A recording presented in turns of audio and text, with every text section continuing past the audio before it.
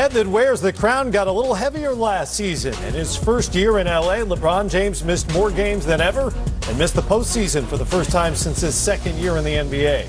But the Lakers went big in going after the brow. Anthony Davis arrives in L.A. with a fresh start and more expectations than he's ever faced. Now, from non-playoff qualifier, the Lakers are a favorite to win it all. It's shaping up as a finals or failure season for L.A. Everyone's talking about the big winners of the summertime. Is it the Nets? Is it the Clippers? Is it the Lakers?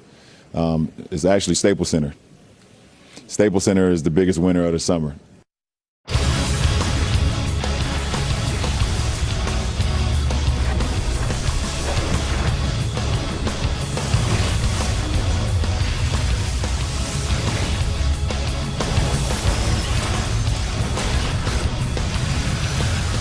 LA will certainly be a destination for NBA fans and media this year. Good to have you along for the Lakers team preview. 10 points in the upcoming season.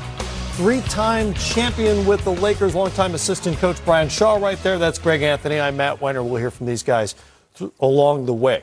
In one very specific way, this Lakers season has been a long time coming. It was no secret after LeBron James arrived last summer that LA had Anthony Davis in their sights. After giving up a package of really good young players and draft picks, the six-time All-Star now wears purple and gold and gives Laker fans that old contending feeling. Here's the King on his new star sidekick. We don't know exactly what our offensive things that we're going to do, defensively we're going to do. We haven't got started yet. Like I said, we got a brand new coaching staff. We have brand new players coming into a new system. But we all know how great Anthony Davis is. And if we're not playing through Anthony Davis while he's on the floor, then it makes no sense to have him on the floor because he's that great. And it doesn't mean like every time down, we throw it to him and throw it to him and throw it to him. But we have the ability to do that. And he's been very efficient in his career. He commands double teams. And when you're able to attract two defenders on one guy, then you have the numbers game. Now you got a 4-on-3 on the backside. So it opens up for other guys on the floor, including myself. You think LeBron's been thinking about this a little bit with Anthony Davis? He is well rested. He's had all summer to think about what playing with Anthony Davis will mean for this Laker team. And to me, with all these new duos and trios paired together around the league, there may not be a more compatible duo of superstars than these guys. How will it work together? I think it's going to work extremely well, and not just because of the overall talent, but if you think about LeBron James and the incredible career he's had, Anthony Davis will be the most talented player he's ever played with. Now, there might be guys who've been more accomplished, but when you look at the pure physical talent of Anthony Davis, none of the guys he's played with have that kind of a skill set. And so you pair him at this stage of LeBron's career, I think it's a match made in heaven, and there is going to be a lot of excitement at the Staples Center. And I have to agree, with all the points that Greg made. The fact that LeBron has never played with someone as talented as Anthony Davis. When I played for the Lakers under Phil Jackson, we ran the triangle offense, which was basically Kobe and Shaq in a pick and roll or two-man game on the side and everybody else space out on the other side. And so when you put those two together in a two-man action, anywhere on the court, you have to pick your poison. And when you throw the defense to stop either one of those two, it's just going to open it up for everybody else. And with the addition of the shooting that they added this season, it's going to be pot shots for guys like Danny Green and KCP, Avery Bradley, and some of the perimeter guys that they added to this team. How will LeBron and AD benefit from each other on the floor? Well, because, just what I said in terms of the picking your poison. So And I think that LeBron now has somebody else out there that he can trust when he's off the ball. And I don't know that he had that last year. And so when he played in Cleveland with Kyrie Irving, he had that guy who he can give the ball to and defer and let him do his thing. And he has somebody in Anthony Davis as well that, when he's off the ball, he has confidence that he's going to make the right play and open things up for everybody else. And vice versa. When Anthony Davis has it, it opens up LeBron to, do a little bit more playing off the ball as well. The other aspect of it is when you look at Anthony Davis, he benefits, one, I think his shot quality raises, right? He doesn't have to take as many tough shots. He's a very efficient player. but that's based on him also having to take probably 6 or 7 bad shots a game just by virtue of the talent he played with. You get to eliminate 3 or 4 of those bad shots and make those higher quality shots. So I think that is a huge benefit. From LeBron's standpoint, the fact that you've got a tremendous defensive player in Anthony Davis, that's going to really help at this stage of his career. LeBron's not the defender that he was in his prime. Right. Now you got a guy that can kind of erase some of those mistakes with his ability to play in space, because Anthony Davis is not just a rim protector, he's a shot protector, because he can defend in space, 20, 25 feet from the basket. He's got great lateral quickness. And so when you put a guy like that on the floor, not to mention all the other good defenders they have, that benefits their whole team. And so it's not just what he's going to do statistically, Anthony Davis. We talk about great players making people better. That's one way you can make your teammates better. By being a great defensive player, you erase a lot of mistakes, and Anthony Davis has that ability. There are tons of changes on this team, not just with the roster. Remember, Magic Johnson stepped away at the end of last season. Rob Pelinka is now running basketball operations on his lonesome, and the Lakers also made a coaching change as well. And after drawn-out negotiations with LeBron's old coach, Tyronn Lue, they landed on former Pacers and Magic coach Frank Vogel. In his best years in Indy, you were his assistant there with the Pacers in these 2 seasons. He had great defensive clubs with Paul George and Roy Hibbert, but below average offensive groups. I'll turn to you for this. How will his philosophy on both sides play out in L.A.? Well, that's the question, and that's the big question that I have for this team in terms of defensively.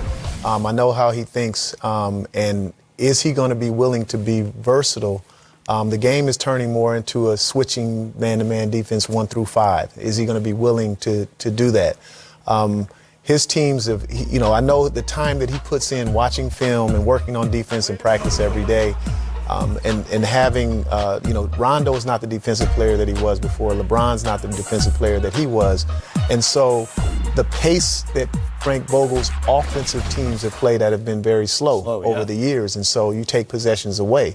So if you're playing at a slow pace, it puts more pressure on you offensively to be able to score points, but also defensively to be able to get those stops. And so that's the question, is Frank Vogel's defense and the pace that he plays going to hinder this team in any ways? If you could whisper in Frank Vogel's ears about what his priorities should be this season, what would you tell him? I think he's got to evolve defensively, and that's tough when that's your staple. But the game's evolved. And if you go back and you look at all the great coaches historically, you look at Pat Riley and Greg Popovich are the 2 guys that come to mind.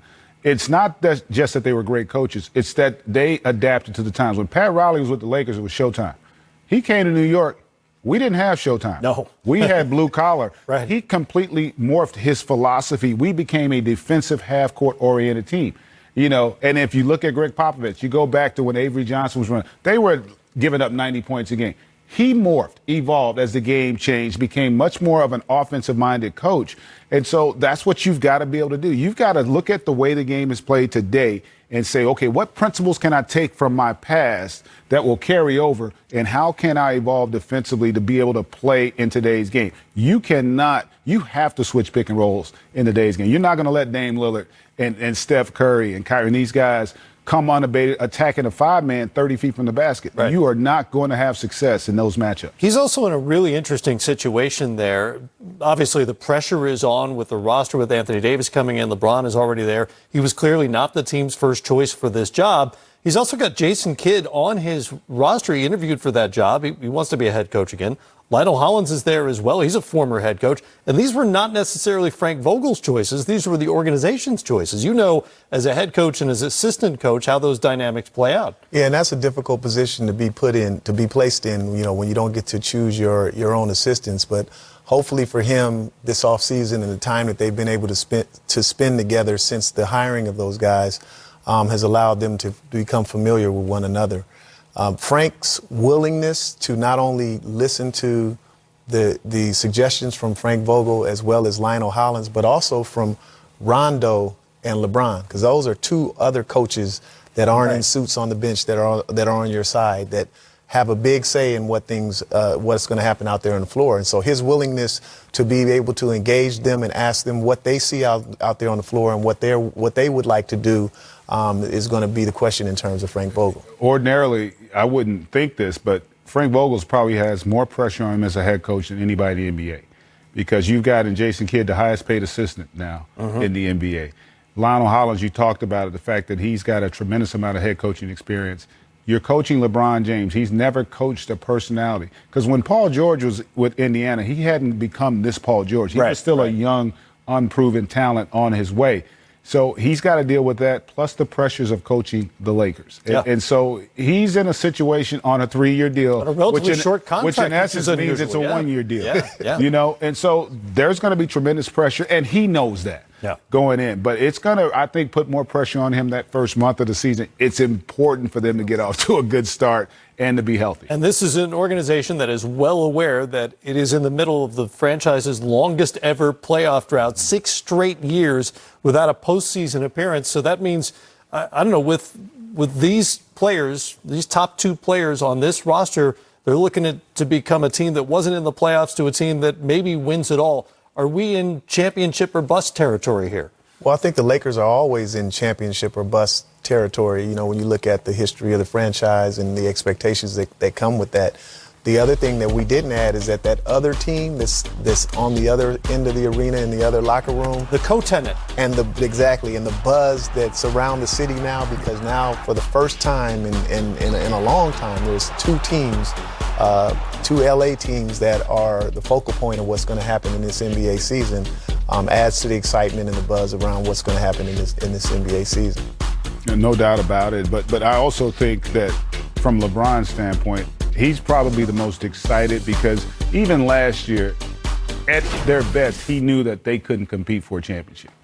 And when you're talking about a guy that's gone to 8 straight finals, that's a tough position to be in, to basically be in where you're having to teach and tutor younger players. Now they've got an experienced roster. You know, they brought in some guys that are going to make a huge difference over the course of an 82-game series. Guys like Avery Bradley, Jared Dudley, those guys are going to be really important. Dwight Howard, in terms of what they can bring on a night-to-night basis, because the real goal is for this group to not only have a good regular season, but to be ready for the postseason, because it is wide open in that Western Conference. And I think you're right. The Staples Center is going to be an exciting place. And the health issue. Yeah. You know, LeBron missed more games than he's ever missed in his career last year. Anthony Davis has had a history of injury problems throughout his career. And so are they going to be able to sustain, manage minutes? Look, this is LeBron's 17th year, and I don't care how, it's going to catch up to him sooner or later, right? Exactly. And you would argue that it was not a great year for him. We talked about it earlier. He averaged 27, 8, and 8 on a not so great year. But you can't put that tread back on the tire once it's worn down. Well, LeBron's Cavaliers were the last team to reach the finals after missing the postseason the previous year. More coming up here on our Lakers team preview. We'll talk about the cast around those 2 superstars.